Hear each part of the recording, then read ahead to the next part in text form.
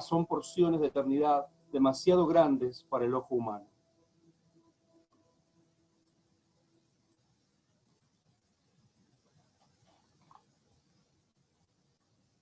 Veía desde niño ángeles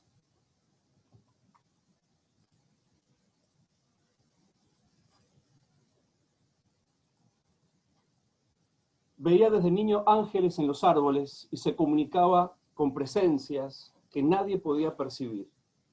De adulto, excéntrico en su esencia, solía leer bajo una parra junto a su esposa, ambos desnudos, El paraíso perdido de Milton. William Blake vivió entre los años 1757 y 1827. Fue uno de los autores fundamentales de la modernidad, un crítico mordaz del racionalismo y también del materialismo. En pleno siglo XVIII y XIX, que fueron los siglos en los que él vivió, advirtió que tanto el racionalismo como el materialismo traería la destrucción de la naturaleza y la alienación del ser humano. Uno de sus libros más importantes, los libros proféticos, que no lo son proféticos en el sentido de su capacidad de anticipación de hechos o de situaciones como por la claridad de su visión espiritual y en particular la visión del alma, de la naturaleza y de la sociedad. En ese libro formuló sus visiones a partir de la construcción de un cuerpo mitológico que terminó transformándose en arquetipos de una obra, en los arquetipos de su obra y los arquetipos de una época también. Él era consciente de que si no creaba su propia mitología, él iba a ser esclavizado por la mitología de otros. Expresa de esta manera Patrick Harpur, que es el que realiza la introducción a los libros proféticos que realizó la editorial Atlanta, que es una de las mejores traducciones de la obra de Blake. Blake fue testigo de dos grandes guerras, la de la independencia de los Estados Unidos en 1775 y la Revolución Francesa en 1789, que influyeron ideológicamente en su trabajo. Él fue impactado por esas dos revoluciones, porque para él estas guerras representaron grandes fuerzas inspiradoras, porque consideraba que respondían a los grandes anhelos del ser humano, que es la libertad, por un lado, y también la paz y la felicidad que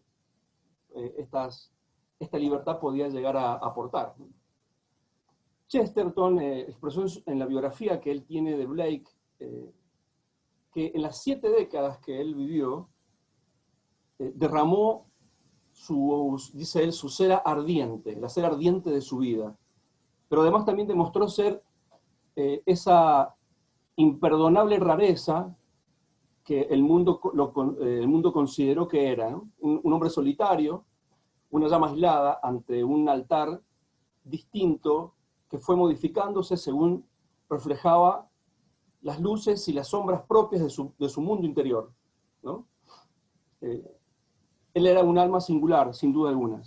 Tenía carácter, era un hombre temperamental, de baja estatura, y desde los 9 años él empezaba a tener visiones. Él tuvo su primera visión a los 9 años, la de un árbol con ángeles en unas ramas, algo que en ese momento parecía como insólito, pero después terminó reflejándose esas visiones en lo que fue uno de los escritos del libro profético que se llama El matrimonio del cielo y del infierno.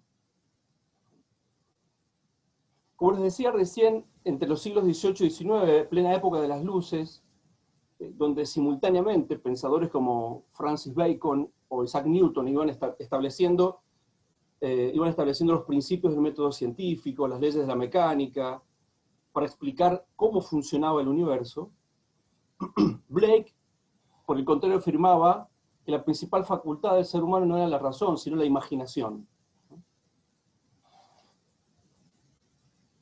Para Blake, la imaginación era un reino alejado de nuestras mentes, del racionalismo de nuestras mentes, ¿no? Más bien estaba habitado por dioses y por daimones que interactuaban en los mitos y que se manifestaba en esa mitología que él creó, tanto en su literatura como en su pintura, ¿no? Como en sus frescos. Algo equivalente al inconsciente colectivo de Jung, que enseguida me voy a referir a él.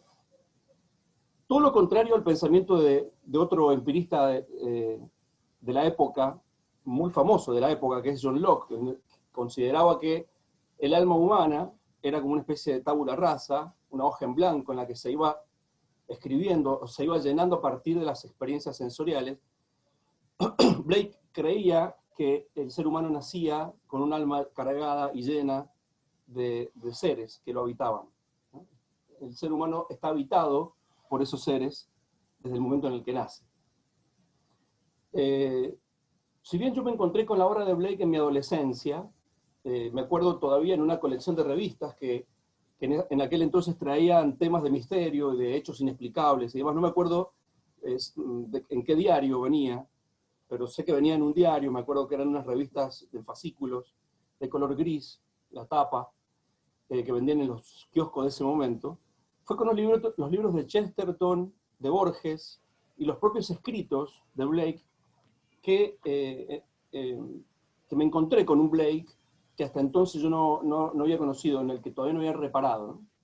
Me impresionó desde aquel momento, y me sigue impresionando la sensación de trascendencia fantasmagórica y alucinatoria que emana de sus creaciones, tanto artísticas como literarias. Tengo entendido que algunos personajes de su época llegaron a creer que padecía de esquizofrenia debido a sus declaraciones acerca de los diálogos que mantenía con los espíritus. Y digo que tengo entendido porque no tengo evidencia ni textos que lo comprueben. Él decía que a través de estas presencias que él veía, recibía la orientación para hacer sus obras. Y no solamente recibía la orientación para hacer sus obras, sino que incluso también recibía los detalles sobre sus técnicas pictóricas y sobre su poesía. Nunca se, como les decía recién, nunca se comprobó de tal enfermedad. Ahora bien, quisiera detenerme en este aspecto de Blake. Chesterton dice que mucho se ha dicho acerca de esta inspiración, o del fenómeno de la inspiración en Blake en relación a la obra de arte, ¿no? La relación que hay entre el genio que fue Blake y su obra de arte. Cuando me refiero a obra de arte, me refiero a lo pictórico y a lo literario.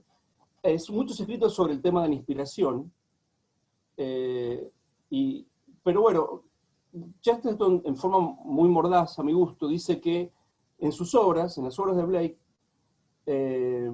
al parecer estaba reflejado lo que él escuchaba, y lo que escuchaba muchas veces tenían que ver con espíritus exaltados. Deja ver en su biografía que él era un hombre exaltado en ese sentido, y también es muy significativo que a menudo quisiera explicar, por ejemplo, que sus ángeles favoritos eran en realidad demonios. Pero con ello no quería decir que fueran malos esos ángeles, sino que se refería a algo más, dice Chesterton, algo más que tiene que ver con su propio sistema simbólico o cabalístico, en el que las palabras no son suficientes para poder expresar lo que él quería, ¿no? Es decir, las palabras no significaban lo que se suponía que significaban. Quería decir, por ejemplo, que los demonios representaban el principio divino de la energía. Para Blake los demonios tenían que ver con la energía y los ángeles tenían que ver con la sabiduría.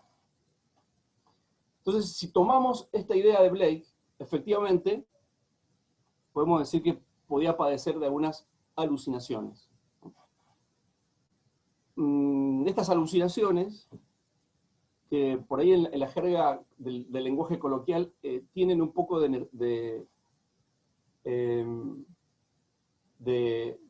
como de propaganda negativa, si se quiere. Sin embargo, puede que tenga que ver con otras cosas. Estas alucinaciones podrían tener una implicancia respecto de el momento de comprender la verosimilitud que hay entre el genio y la obra. Para hablar de este tema, voy a partir de la primera cita que Lacan toma sobre el tema de la alucinación en el primer seminario, que se llama Los escritos técnicos de Freud, en donde él nos remite al historial freudiano de de Lucy, una paciente, y nos introduce las alucinaciones en relación a la psicosis. La alucinación es un rasgo de la psicosis, dice él, ¿no? Y dice así: esta mujer tuvo lo que puede llamarse alucinaciones olfativas, síntomas histéricos cuya significación, lugares y fechas son satisfactoriamente detectados. A partir de este ejemplo, entonces, nosotros podemos preguntarnos qué es una alucinación, y en particular, qué es una alucinación en Freud y qué es una alucinación en Blake, en particular. Respecto de Freud, en sus publicaciones psicoanalíticas, en aquel momento en el que se estaba constituyendo a sí mismo como psicoanalista, recordemos que él era neurólogo, esas publicaciones que van desde 1886 a 1899, el término aparece en 4 artículos que él escribe de manera inaugural. Uno de sus artículos se llama Histeria, el otro Manuscrito H, el tercero Manuscrito K, y el cuarto se llama Proyecto de Psicología para Neurólogos. Quiero detenerme un poco en cada uno de ellos para contarles qué decía Freud respecto de la relación que él hace con el tema de las alucinaciones y la psicosis. En el texto de Histeria, las visiones, por ejemplo, de ratas, ratones, serpientes, que aparecen mucho en la obra de Blake, sobre todo las serpientes, así como las alucinaciones auditivas, que también Blake las tenía, son incluidas en las secuelas del gran ataque histérico, ¿no? Del ataque histérico, según Freud, que junto a otros síntomas típicos conforman el cuadro de histerectoepilepsia, decía Freud, ¿no? Un término un poco complejo, pero que tiene que ver con, lo vamos a circunscribir al ámbito de la histeria. Por ahora, esta neurosis se delineaba en ese momento para Freud como el producto de una anomalía del sistema nervioso. De hecho, él era neurólogo, ¿no? Como les decía recién, provocada por un excedente de estímulo en el aparato anímico. Por otro lado, esto es otro elemento que también aparece mucho en Blake, ¿no? El aparato anímico como un elemento que estaba constantemente cebado, por decirlo de alguna manera. En el segundo escrito, Manuscrito H, Freud considera la confusión alucinatoria, la paranoia, la histeria y la neurosis obsesiva, todas ellas determinadas por el carácter patológico de la defensa. Ya empieza a hablar de una cuestión más bien patológica respecto del tema de las alucinaciones. En el manuscrito K, Freud profundiza esa explicación, señalando que la alucinación y sus múltiples formas tenían que ver más bien con el resultado de la expulsión de una determinada vivencia del yo. Es decir, que acá la idea de alucinación se va acercando a la idea de la represión. Es decir, que una alucinación va a tener que ver con algo que la persona está reprimiendo. Y para reprimirlo, alucina y es como que viaja en esas alucinaciones, alejándose de esos elementos que le están provocando un determinado trauma, porque recordemos que para el psicoanálisis la pulsión a la represión, o la represión misma, tiene que ver, represión en el sentido de reprimir, ¿no? Tiene que ver con el padecimiento de una patología o de un trauma.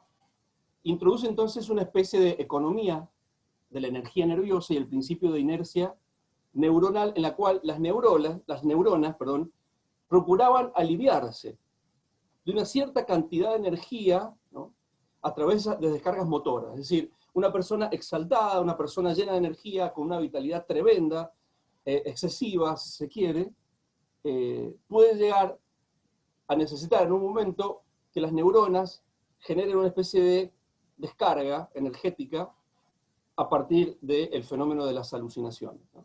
Pero fue después, entre los años 1893 y 1895, que hubo un importante desarrollo teórico respecto del tema de las alucinaciones, pero ya teniendo que ver con historiales clínicos. Ya Freud tenía mucha experiencia, había tenido muchas experiencias clínicas, me refiero, respecto del tema. Entonces empezó a armar ciertos arquetipos a partir de los cuales él empezó a entender el fenómeno de las alucinaciones. Freud va a sustituir entonces la alucinación en una serie de síntomas histéricos.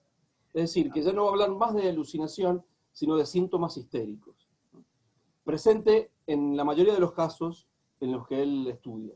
Entre ellos, Lucy, que se los mencioné más arriba.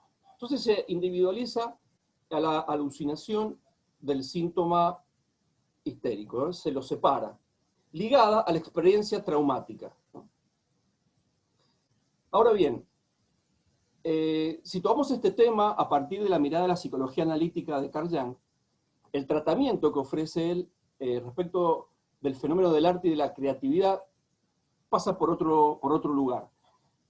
Coinciden con Freud en el sentido de que la experiencia del arte, o el fenómeno del arte y de la creatividad artística, tiene un aspecto que es eminentemente inconsciente. Freud también decía lo mismo, esto lo toma Jung de Freud y se separa en otros elementos. En otros elementos que los quiero comentar ahora. Él tiene algunos escritos, Jung, como por ejemplo sobre el fenómeno del espíritu en el arte y en la ciencia, civilización en transición y tipos psicológicos y arquetipos e inconsciente colectivo, son 4 escritos, en donde él aborda específicamente el fenómeno del arte y de la creatividad artística. Entonces, en su psicología, él revela, en estos escritos, que el arte es un proceso en parte de naturaleza inconsciente, que la experiencia artística no es racional, esencialmente racional. En el análisis fenomenológico que hace él, parece más bien que la visión del arte captura, es un fenómeno de captura que se provoca entre quien contempla y quien crea. Es una captura más bien inconsciente, rasgos marcadamente inconscientes, viéndose ambos como limitados al momento de explicar esa vivencia, ¿no? A partir de allí, Jung trabaja todo lo que es la psicología de la transferencia, no lo trabaja a partir de esta idea, sino que esta idea particular de que quien contempla y quien crea no pueden comunicarse, la experiencia vivida tiene que ver con esto de que esa experiencia es intransferible. Por lo tanto, aparece el mundo de lo simbólico para poder comunicar esas experiencias que son interiormente muy difíciles de expresar. Esto es lo que le pasaba a Blake. Y por eso él, en su mundo anímico, marcadamente vivaz, potente, energético, desbordante, si se quiere, lo llevó a generar un cuerpo mitológico y un cuerpo simbólico tan claro, tan definido y tan abundante, incluso, bueno, que terminó siendo lo que nosotros conocemos de él. La perspectiva freudiana, si quiere, largamente utilizada por muchos analistas a través del tiempo para la interpretación de la obra de arte, tuvo que ver con lo que les comentaba recién, con el tema de la relación que hay entre la neurosis, las alucinaciones, la histeria y demás. Jung critica la postura de Freud y dice, se los quiero leer, si se utiliza para el análisis del arte el mismo procedimiento que para la explicación de una neurosis, o bien la obra de arte es una neurosis, o las neurosis son una obra de arte. Lo cual me parece también muy simpática su crítica y su expresión, ¿no? Entonces, en la perspectiva de la psicología analítica, el inconsciente y el mundo de los arquetipos configuran de alguna manera los orígenes de los que proviene la experiencia artística. Entonces, lo universal y su reflejo en todas las cosas tendrían un referente explicativo en el inconsciente colectivo, dice Jung, ¿no? Entonces, el arte proviene del alma del hombre. Y esa alma que contempla lo universal construye obras de arte en todas las culturas y en todos los tiempos. Entonces, el alma es la que unifica y constituye al inconsciente colectivo. En su libro Jung y el Tarot, Sally Nichols expresa que la tesis fundamental de Jung es que en el alma hay un proceso autónomo de independencia paulatina que aspira a una autonomía. Y ese proceso se llama, en Jung, un proceso de individuación. Entonces tendríamos así como dos sujetos de la experiencia artística. Por un lado, el sujeto consciente, que es el yo, más o menos diurno o racional. Y por otra parte, el sujeto integral de ese proceso de autonomía paulatina, con el cual el yo puede llegar a pelearse o a colaborar, puede estar peleándose o puede colaborar. Este segundo sujeto, Jung lo llamó sí mismo, que es mucho más profundo que el yo. Entonces, creo que este drama íntimo y existencial que plantea el pensamiento de Jung es el sustrato del perfil psicológico de William Blake. Y perfil psicológico que lo mantuvo a lo largo de toda su vida y que sucede más allá de las fronteras de lo consciente en él. Es decir, sucede en esa región misteriosa llamada inconsciente. Entonces, para Jung, lo que Freud ve como inconsciente queda como reducido a los contenidos olvidados y reprimidos.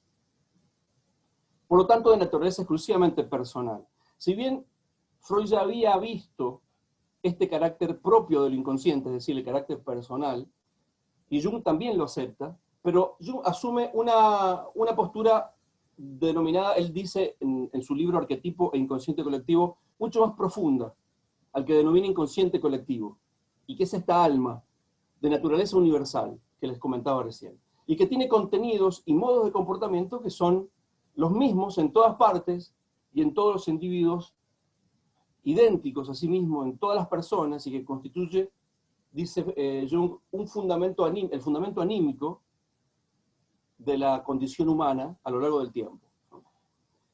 Entonces, ya para ir finalizando, William Blake es, por lo menos para mí, un genio fuera de lo común, por todo lo que vengo desarrollando hasta aquí. Si giro la mirada hacia la literatura, vuelvo una y otra vez a Chesterton, no lo puedo evitar, y en particular cuando cuenta respecto de la atracción que ejercieron en él personajes, entre otros, como Paracelso, por ejemplo, con la doctrina de Paracelso respecto de la existencia de los dos cuerpos en toda realidad creada, visible e invisible. Para Blake, esta realidad, o mejor dicho, sí, esta realidad que Paracelso le ayudó a transformar en una doctrina, le vino como al niño al dedo, fue una de las cosas que más le impactó y se fue reflejando en todas sus obras, tanto pictóricas como literarias. Por ejemplo, en Matrimonio del Cielo y del Infierno, en Las Puertas del Paraíso, en Uri-Sen, en el libro del Tel, que son todos nombres que tienen que ver con su cuerpo mitológico, aparecen en su literatura muchas de estas alegorías.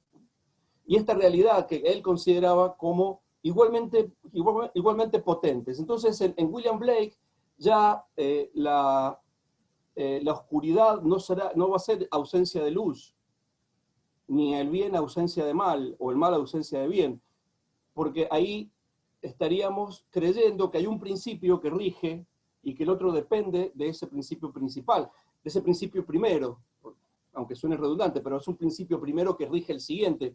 Para Blake, según lo que él toma de la doctrina de Paracelso, los dos principios son exactamente iguales, fuertes y poderosos, y se van imbricando mutuamente, ¿no?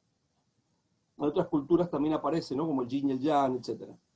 Esta formulación de su concepto de arte explica su vida personal y profesional. O sea, sus convicciones se formaron desde muy temprano y están íntimamente relacionados con su filosofía.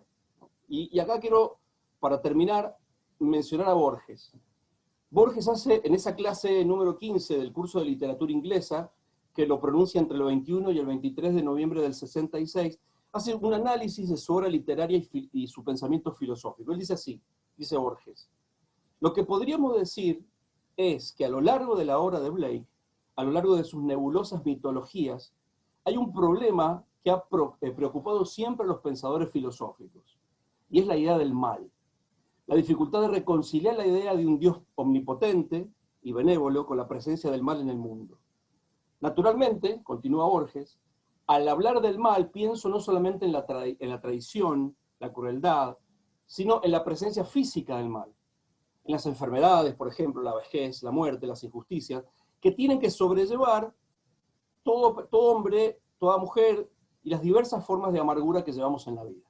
Entonces, Párrafos más adelante, el mismo Borges va a decir que Blake, casi al final de su vida, termina predicando sobre el amor y la compasión. Entonces, esta realidad quizás paradójica es lo que hace de Blake un personaje complejo, muy complejo, ¿no? Porque lo que considera infierno no es el infierno que nosotros entendemos, lo que considera cielo no es el cielo que nosotros entendemos, lo que considera mal no es el mal que nosotros entendemos, y así podemos seguir, ¿no? O sea, para poder entenderlo a Blake, hay que ir a Blake, o a quienes lo comprendieron eh, de una manera muy cercana, como son los autores, creo yo, que acabo de mencionar. Seguramente hay otros más, pero yo seleccioné estos. Finalmente Blake termina enfermando y quedó postrado en una cama, pese a lo cual él siguió trabajando en sus grabados, específicamente en ese momento cuando le llega la enfermedad y la muerte, estaba trabajando para la Divina Comedia de Dante.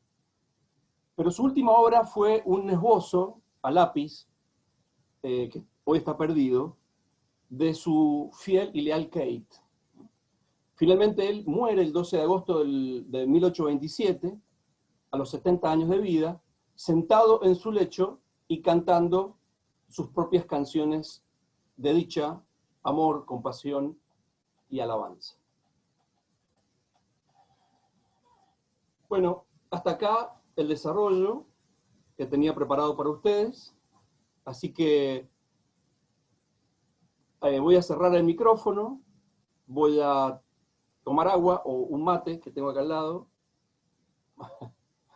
y voy a dejar abierta la posibilidad para que compartamos en este conversatorio virtual, para quien quiera comentar lo que quiera.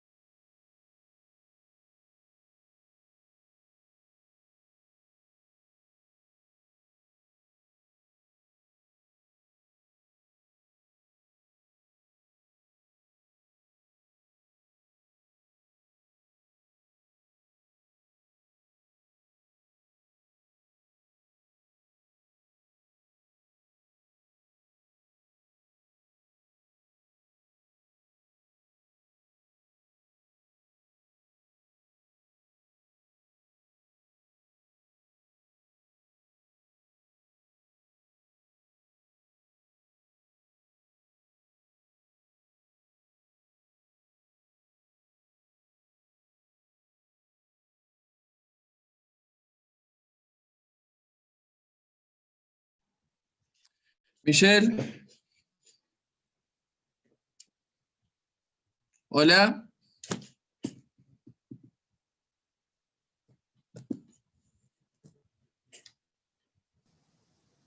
Sí, Isabel, por favor, deja de compartir pantalla. O a ver si, Leo, ¿podés inhabilitar el compartir pantalla? Por favor.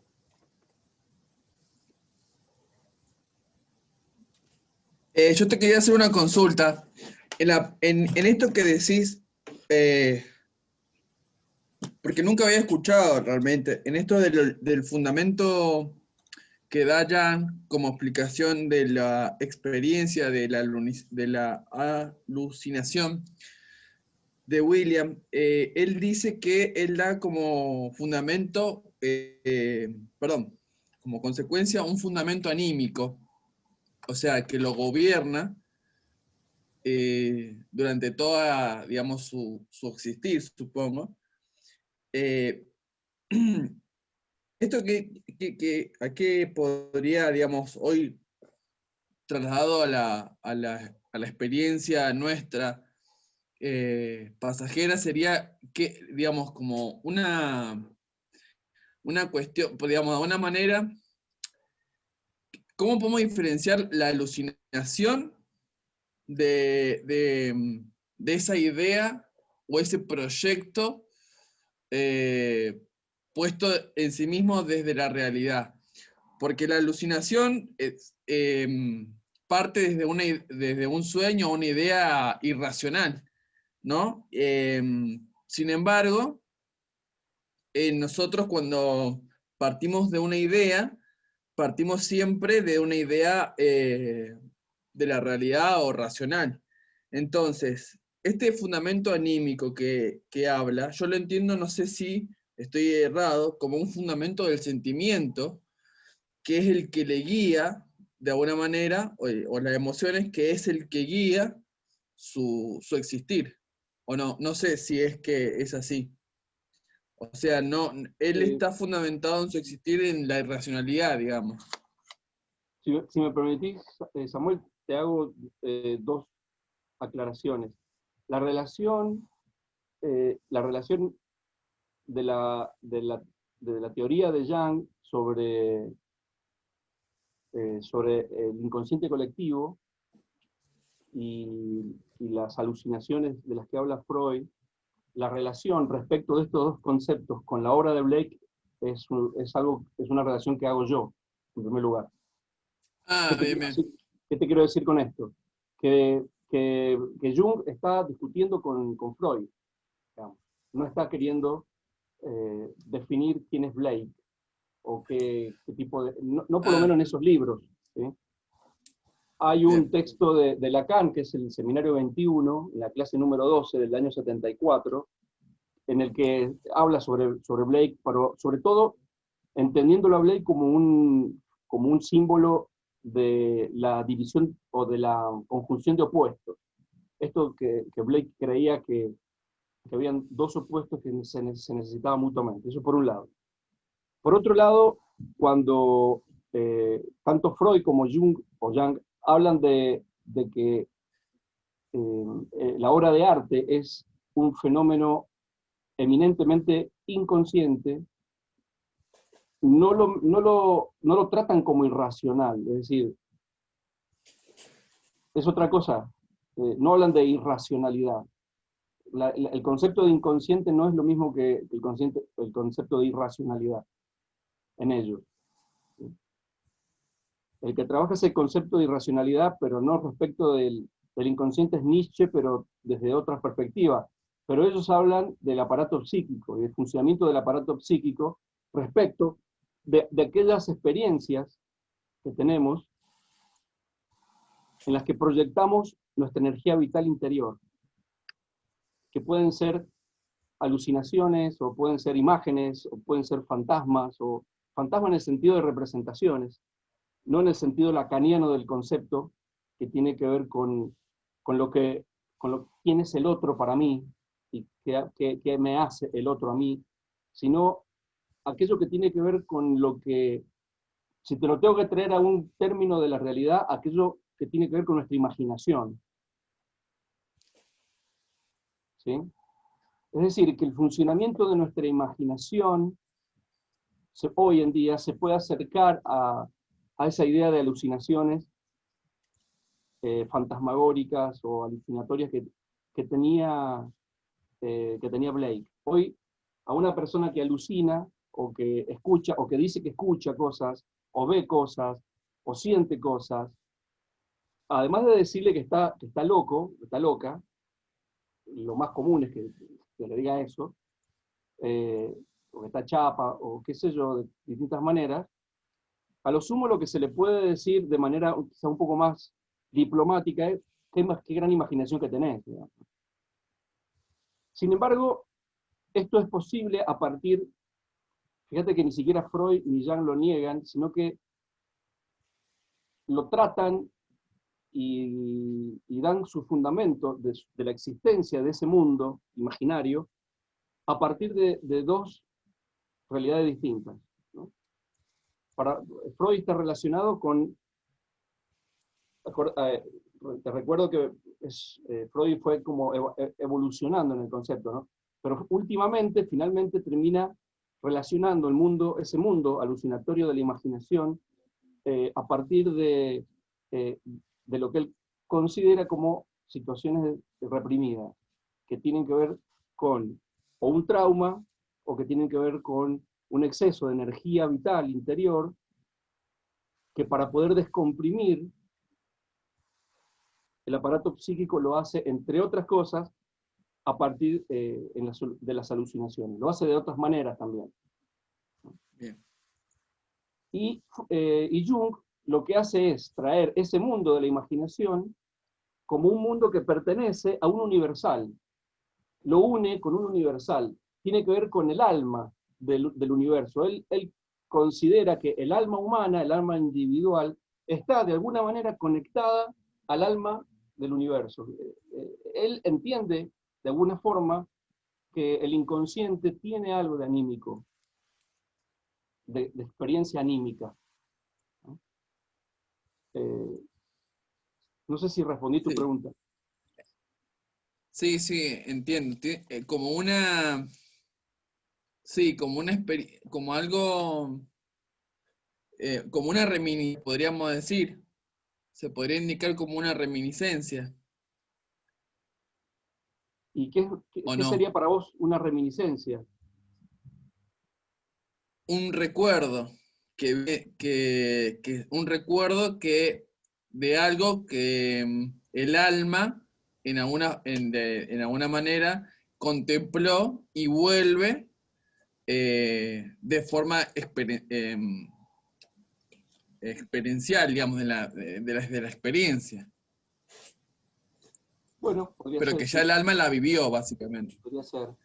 Como que Podría el ser, alma ya, o sea, lo que está haciendo un proceso de recordar, claro. una cosa así. Podría ser, sí. ¿Por qué no? ¿Cuántos de ustedes conocieron o conocen la obra de Blake?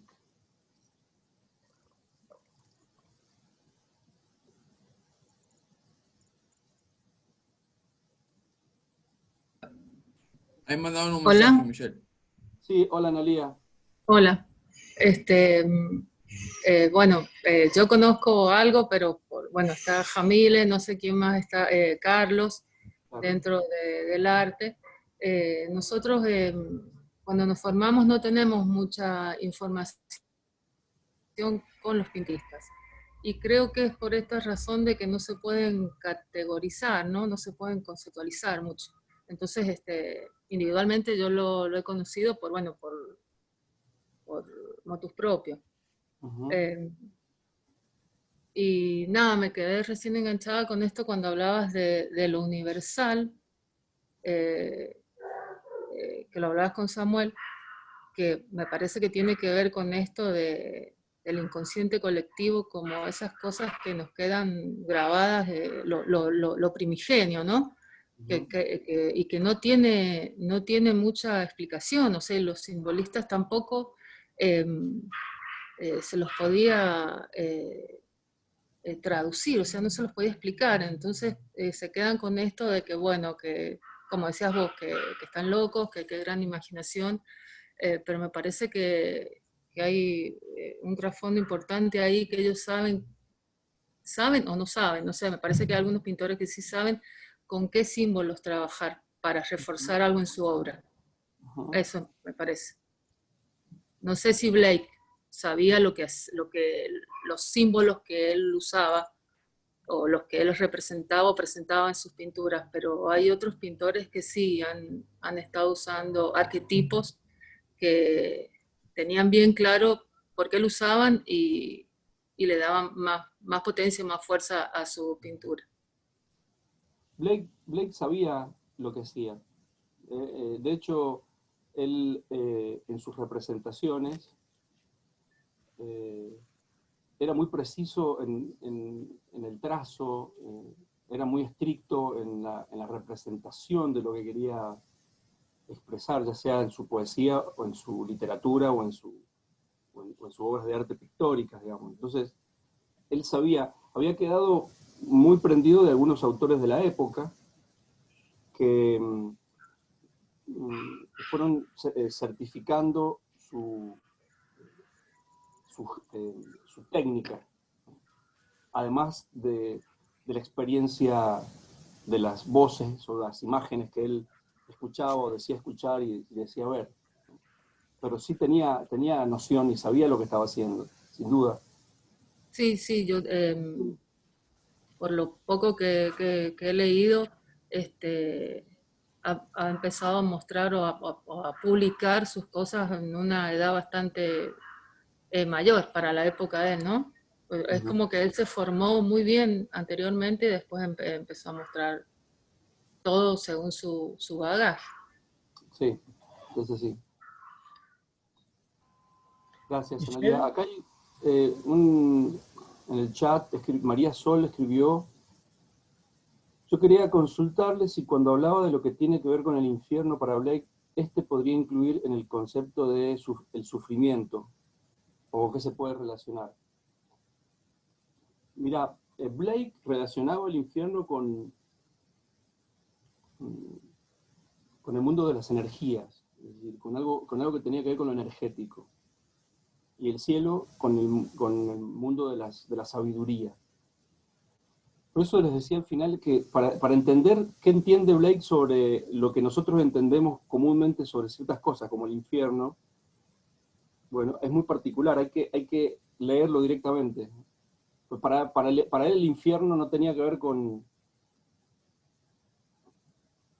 esas imágenes comunes que el arte nos ha brindado, o el fuego, o el hielo, en el caso de Dante, o el sufrimiento, la gente llorando y pagando penas y demás. Es decir, en Blake todos los contenidos, o sea, los conceptos o las palabras que para nosotros han significado durante años y han prevalecido en nuestro acervo lingüístico con una determinada significación, bueno, para Blake puede llegar a tener otra significación totalmente distinta. Por eso eso es una de las cosas que lo convierte en un personaje, en un genio muy particular. Marlo pregunta: ¿puede estar relacionado su tesis con un Dios imperfecto? Es probable. Mira, Blake estaba en contra de la moral tradicional, católica o cristiana o religiosa, estaba en contra de la religión institucionalizada, no estaba a favor de ciertos dogmatismos. Para él, la idea de Dios me parece que tiene que ver con, lo que yo entiendo de su obra, tiene que ver con elementos simbólicos, insisto en esta idea, que no pasan por el tipo de significado, de semántica que nosotros le ponemos. Hablar de Dios perfecto o Dios imperfecto, si yo pienso de esa manera a Dios, de alguna forma estoy dentro de la semántica del cristianismo, porque, digamos, no lo aprendí así de otra manera, sino a partir de esa herencia. Es decir, pero pensarlo a Dios como un elemento simbólico, pensar el infierno como una energía positiva, ¿a quién se le hubiese ocurrido? Bueno, a Blake se le ocurrió, ¿no? Pensar el cielo como sabiduría, ¿y a quién se le ocurriría? Y bueno, ponerle que esté un poco más cerca respecto de nuestra cultura religiosa heredada, pero no sé si pasa por un Dios perfecto o imperfecto, por el sufrimiento o esto o aquello, sino por otros elementos. Fíjate en lo que les leía respecto de las parábolas del infierno cuando se refiere a Dios, por ejemplo, ¿no? Lujuria del chivo, generosidad de Dios. La ira del león es la sabiduría de Dios. La desnudez de la mujer es la obra de Dios. El exceso de pena ríe, el exceso de gozo llora. Y vos decís, ¿de qué está hablando este hombre, no? Los prisioneros están construidos con piedras de la ley, los burdeles con ladrillos de la religión. Ahí tenés una idea de qué piensa sobre el tema de la religión. A ver, acá puede volar nuestra imaginación y nuestras alucinaciones también. Podemos pensar que la religión prostituye, si se quiere, ¿no? No sé. Se me acaba de ocurrir eso. Pero para poder En entender... ese, Sí. sí, Dale, en Camila. en ese caso, Michel, entonces, él no compartiría el inconsciente colectivo. O sea, él no estaría hablando de universales, sino que en él todo eso es una particularidad. Claro. Sí, de hecho, él no conoció el concepto de inconsciente colectivo de ninguna manera, ¿no? Para nada. Eh, para él, para él eso era parte de su universo y del universo y del mundo y de su mundo. Pasa que él fue construyendo el mundo a medida que iba viviendo y ese mundo estaba constituido por sus personajes, por sus visiones, por sus escuchas, por su poética y sobre todo, y está bueno lo que traes, sobre todo con una línea de corriente filosófica e intelectual contraria al gran movimiento racionalista del siglo de las luces, que por esa razón se llamó iluminismo, ¿no? El iluminismo fue una corriente cultural, filosófica, artística, etcétera, que llevó el poder de la razón, que comenzó con Descartes, al comienzo del siglo XIV-XV, a su máximo esplendor, creyendo que por medio de la razón el ser humano podía llegar a conseguir todo lo que se propusiera, ¿no? A dominar la historia, a dominar las ciencias, a dominar el arte. Y lo único que hizo fue, para muchos pensadores de esa época del iluminismo, lo que hizo fue comenzar a autodestruirse. La razón, que se pensaba en ese momento que era el instrumento más poderoso del ser humano, terminó siendo el instrumento por medio del cual se autodestruyó a sí mismo, y que después se terminó reflejando en la Primera Guerra Mundial, en la Segunda Guerra Mundial, en los genocidios, y además en todas las escuelas y pensadores que vinieron después criticando esa corriente racionalista filosófica que el siglo de las luces la llevó a su mayor esplendor. Bueno, Blake se entroncaba con un pensamiento totalmente distinto. Para él lo importante no era la razón, no era la racionalidad ni el raciocinio, sino la imaginación. Entonces, si vos partís de esa idea, entonces está de alguna manera más unido a otras experiencias. Pero fíjate vos que tampoco se une a la experiencia de los empiristas, porque en todo lo que es el periodo de la modernidad, que llega hasta el siglo XIX, vos tenés dos grandes corrientes, o tres grandes corrientes: el racionalismo, el empirismo y el idealismo, al final. Ahora, el racionalismo era criticado por Blake, porque él consideraba que la razón no era lo más importante del ser humano, sino la imaginación. Pero por otro lado también criticaba el empirismo, porque el empirismo decía que el alma era una experiencia vacía, que se llenaba a medida que uno vivía.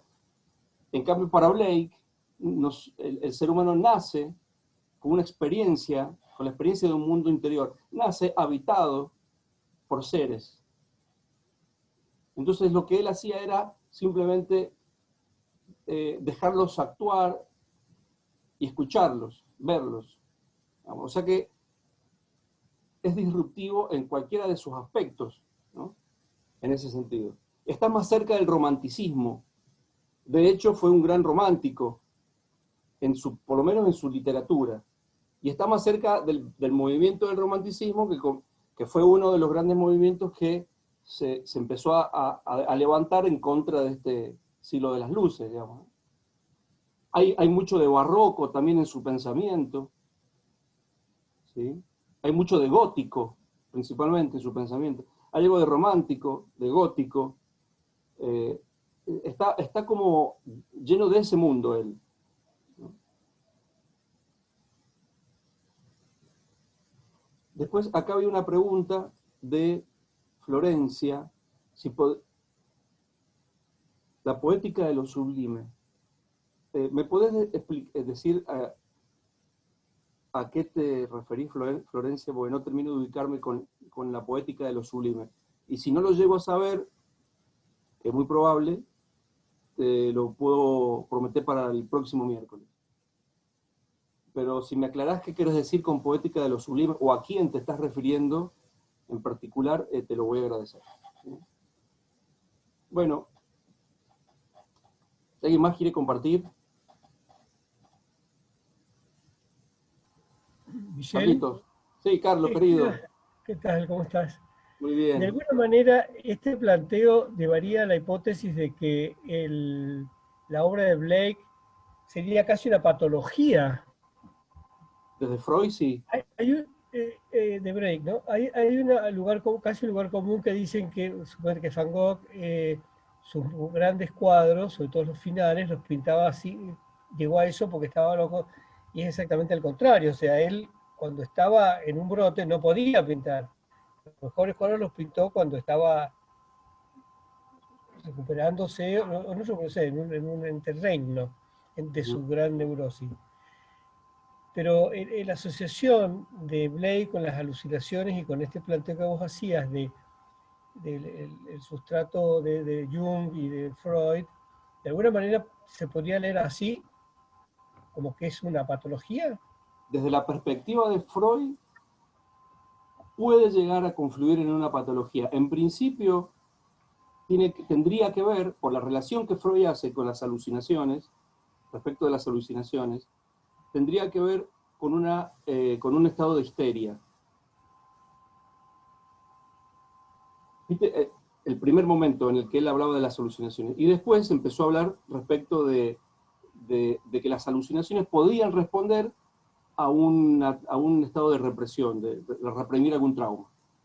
Desde el lado de Freud sí, puede llegar a tener una tendencia a una patología, o se podría pensar en esa hipótesis, pero desde el lado de Jung no. Jung se corre del lado de la patología, del lado de lo reprimido, se corre del lado de lo neurótico o de lo histérico, estrictamente hablando, y se coloca más bien en el lugar del inconsciente colectivo, que tiene que ver con el mundo de lo anímico. Para Jung existe un mundo de lo anímico que es, además de personal, es universal. Lo que hoy se ha dado en llamar el clima de época. Claro, Sería, exactamente. Exactamente, el clima de época. Entonces, depende de en qué mirada de estos dos psicoanalistas te pongas, puede llegar a ser una hipótesis o puede llegar a formular otra. También pasa lo mismo con Chesterton y con Borges. Chesterton es muy mordaz con él. Sobre todo cuando se refiere a cuando Blake habla de conceptos como ángeles, demonios, Dios y demás, Jerusalén y demás, porque bueno, Chesterton lo agarra, si bien lo conoció antes de su conversión, pero después reformula muchas veces su biografía. Entonces es crítico. Sin embargo, Borges no. Entonces, depende de los lugares donde vos te parás. Lo que quiero hacer, la aclaración que quiero hacer es, de los 4 autores que he mencionado, Borges, Chesterton, Freud y Jung, solo estos primeros 2 hacen un tratamiento de Blake, estrictamente hablando. De estos 2, lo que yo he hecho ha sido tomar el concepto de alucinaciones de los que estos 2 mencionan, tanto Chesterton como Borges, e irme a ver qué pensaban Freud y Jung respecto de ese concepto y de eso que a él le pasaba. Y me encuentro con que cada uno relaciona ese mundo fantasmagórico y alucinatorio desde 2 perspectivas distintas. ¿No?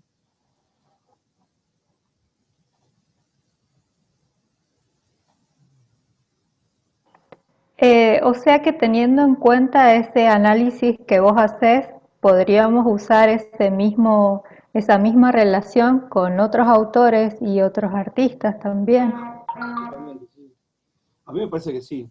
En ese sentido, fíjate vos que está muy buena la pregunta, porque en ese sentido el psicoanálisis se para frente a la cultura como un método hermenéutico.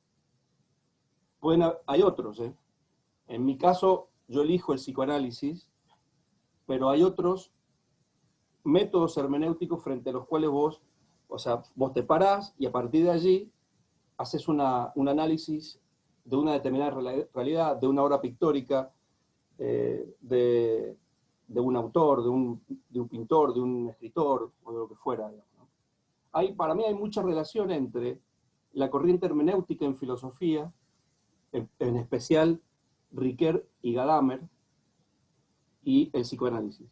Porque el psicoanálisis es un método analítico, en principio, ¿no? Es decir, el psicoanálisis, lo que dice la palabra, es un método de análisis de la psiquis. Por lo tanto, el valor que tiene el psicoanálisis está en su interpretación. Es decir, no hay análisis sin interpretación. Entonces, evidentemente lo que vos preguntás, sí. De hecho, cuando vos lees a Freud, a Jung o a Lacan, que son, digamos, al padre y a sus primeros hijos disidentes, si se quiere, vas a encontrarte con que ellos mismos hacen análisis de obras de artistas, de escritores. No solamente traen en sus escritos hechos clínicos, sino también análisis culturales o análisis de la cultura, ¿no? Por ejemplo, en el último libro de Freud, el último escrito de Freud, que es el más filosófico de todos, que se llama El malestar de la cultura. Bueno, ¿qué hace Freud ahí? Freud separa de su visión psicoanalítica y te analiza la sociedad de su época en ese momento, digamos, ¿no? Y así hay otros también, por ejemplo, Erich Fromm, que es otro psicoanalista, hijo de disidente. Tiene un libro que se llama Psicopatología de la vida cotidiana. Bueno, ahí tenés otra vez el psicoanálisis como método hermenéutico. Después tenés, por ejemplo, un libro de Paul Ricoeur, que se llama Freud, un intérprete o una interpretación de la cultura, algo así, uno de esos dos. Entonces lo que hace Ricoeur es tomar a Freud, analizar a Freud, y a partir del psicoanálisis de Freud, lo usa como método hermenéutico para analizar la cultura. Entonces, sí, obviamente que se puede. Totalmente.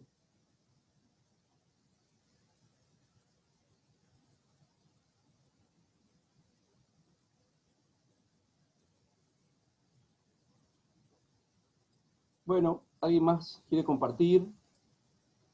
No sé, ¿cómo estamos de tiempo, Leo?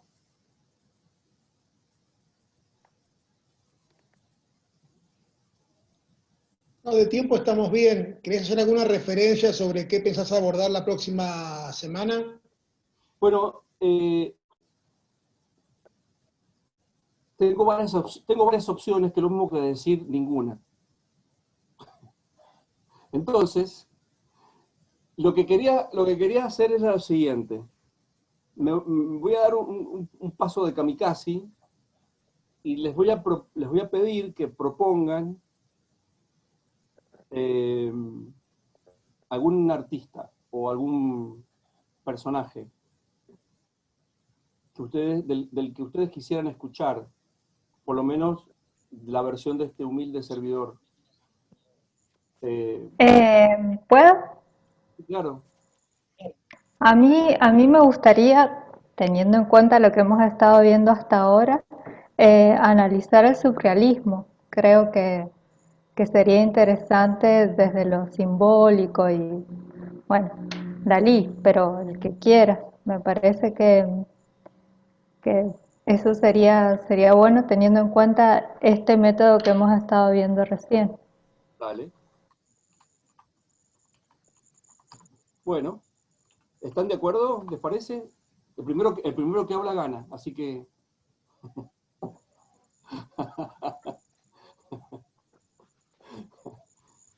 Ah, y acá me dice... No, que sea por orden alfabético. Para, yo primero. Claro. Acá Janina me trae Bertolt Brecht, lo tomo, lo anoto, Jani. Después Florencia, Remedios Varo, ¿es así? ¿Está bien? Entonces, bien. Ustedes díganme y yo lo voy poniendo una especie como de a la carta. Sería conversatorio virtual a la carta. Sur Solar, me trae Julieta, acá lo estoy anotando. ¿Alguno más? Suk Solar en realidad es interesantísimo, porque él hace hasta su propio lenguaje de signos. Es muy interesante. Sí. Buenísimo. Yo también había pensado en Sur Solar. ¿Quién me está Así que ya hablando, son Carlota? muchos. ¿Quién está hablando, Carlota?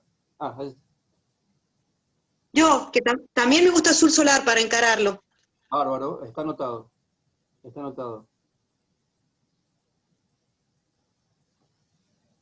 Samuel, Carlos, Marisol. Mira, sí, ya que si se va a dar esto el tema del signo, podría ser que lo puedas combinar con Peirce o Saussure Sí, de la semiología. claro.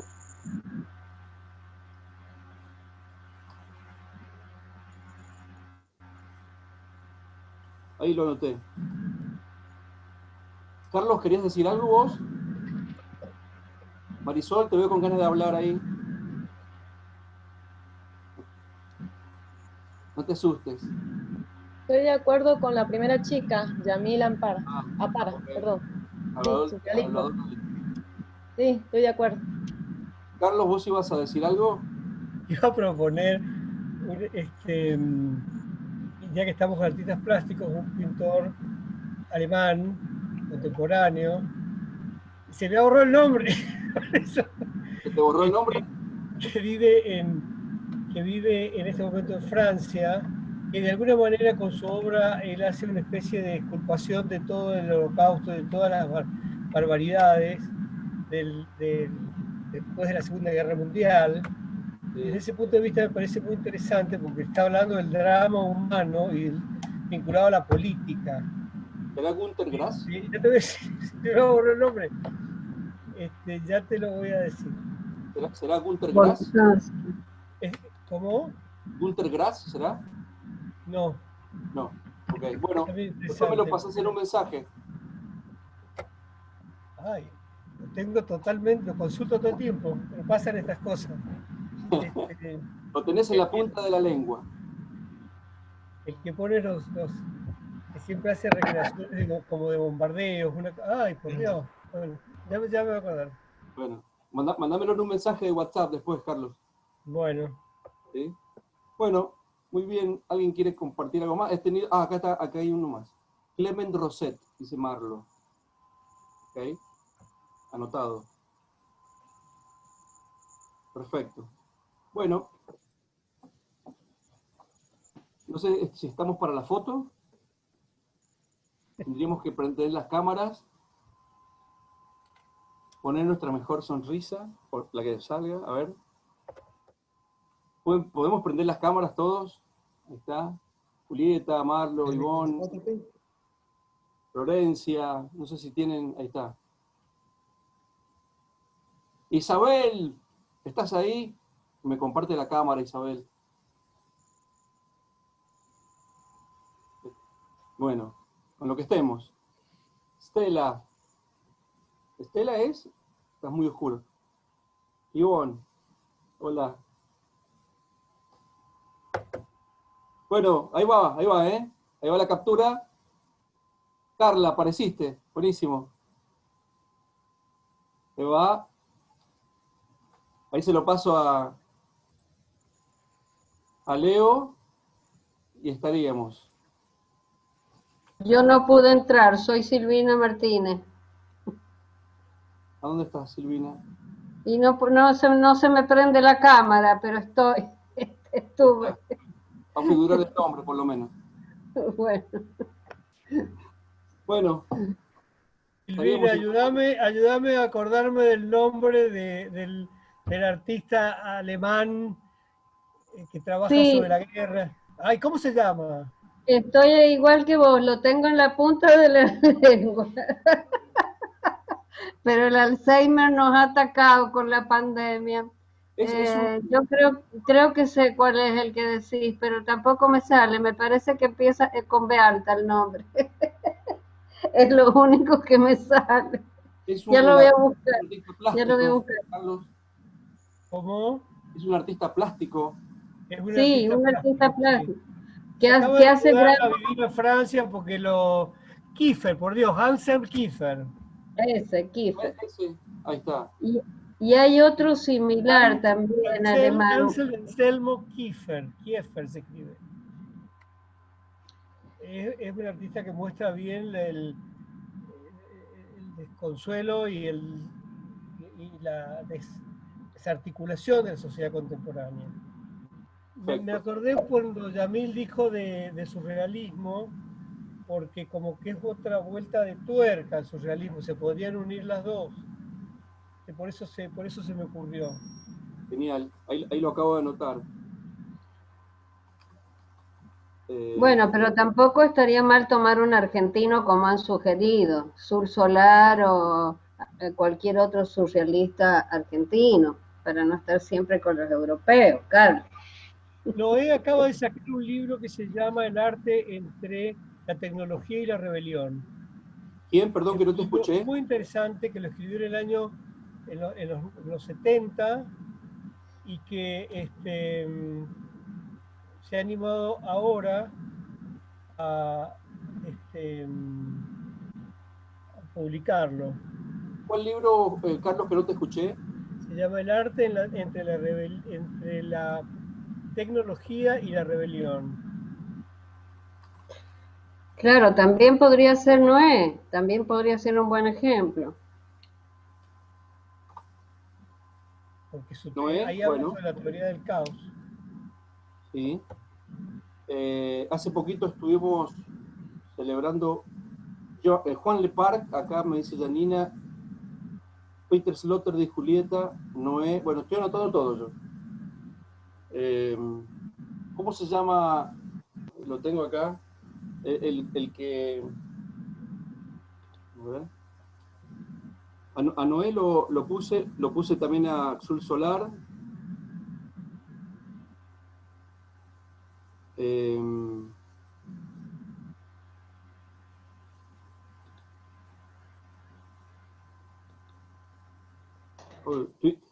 Carlos, me pasó lo mismo que a vos, no me acuerdo, lo tengo en la punta de la lengua. Me alegra.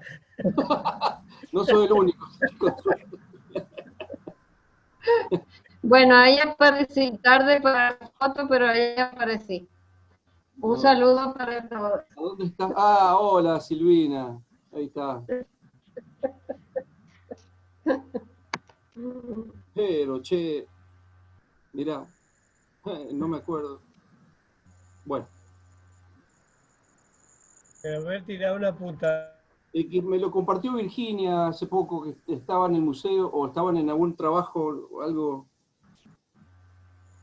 Memotex para todo el grupo, a partir de ahora. Jará, sí, Jará el delivery.